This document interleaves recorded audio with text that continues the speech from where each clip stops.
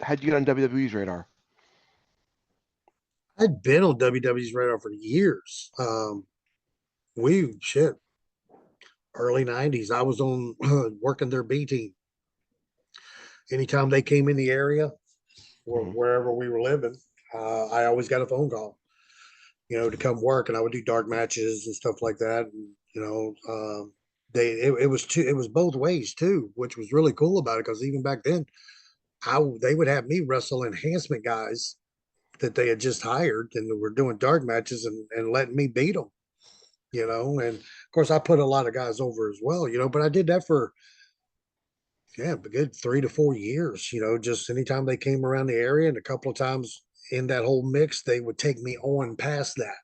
They would be like, hey, after the weekend run was, the week run and in my state was done, they would call me, hey, would you want to fly out to Missouri?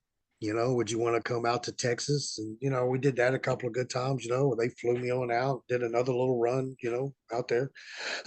Came Is, back, didn't hear nothing from them for like a year, but in between that time, I was staying busy in Mexico, Canada, Puerto Rico, every place in the United States, of course, with Japan.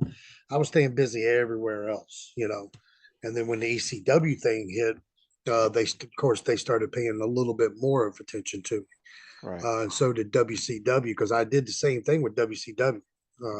So I ran the little gauntlet with them, doing dark matches and stuff like that, like whenever they came to the area, just did that kind of shit. But after the whole ECW thing, they both started wanting me, and my name value became a whole lot stronger and stuff. And once the ECW started falling, going bankrupt or whatever happened to it business wise, um, yeah, WCW was the first one they called, and I actually went down there.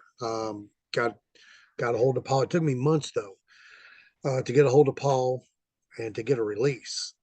Even though the company went bankrupt, I was still under a contract Right. through somebody that was not ECW. I had a different, mine was under a different company, Mm. and so they had to either give me a buyout or I had to sign over all my rights. So if I wanted the buyout, then I couldn't go to work for WCW. I had to wait for the whole court thing. I was like, screw that. You know what?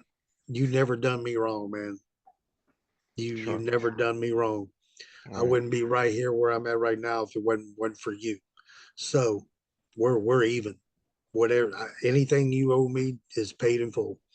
Just give me the release. And that's exactly what he did. He did that. Got it, sent it in the same day, faxed it. Got called down to I can't remember. We got a couple of cities they called me to. It was for the Thunder. Wound up wrestling Easy Money again. Um, Wrestled him a couple of different times there. We wrestled on a TV Thunder one night, and after the end of the match, they were waiting on us both with the contracts. As soon as we came out of the ring and got down the gorilla and into the hallway, we got called into an office, and it's like pretty much it was like, here it is. Look it over, read it, sign it, show it to your lawyer, show it to your girlfriend, whoever you need to show it to. If you like it, sign it. If you don't, then let us know. That was cut and dry. I read mine, wasn't too impressed with it. So at first I was getting ready to say no, but Jimmy Hart was a good friend of mine at that time. So back in the day, and he was there, and saw me reading things and asked me if I was all right, and I just explained to him, what I was doing and reading my contract offer, and he goes, you gonna sign it? And I was like, I don't know, Jimmy, I really don't know, I don't know. I was like, I think I deserve this, I think I deserve that. ECW gave me this, ECW gave me that, and blah blah blah. He goes, well, let me handle it. He goes and makes a couple of conversations, a couple of phone calls, and next thing you know, there was a good negotiation. I got a really nice little deal, and was very impressed with it, very happy with it. Signed it. 2 weeks go by, and then I get another phone call telling me to hold off coming to Panama City. Um, Mm, Even though I got my travel packet and everything like that, they was like, "We're just set this one out, and we'll get back with you." Watch TV, all would happen.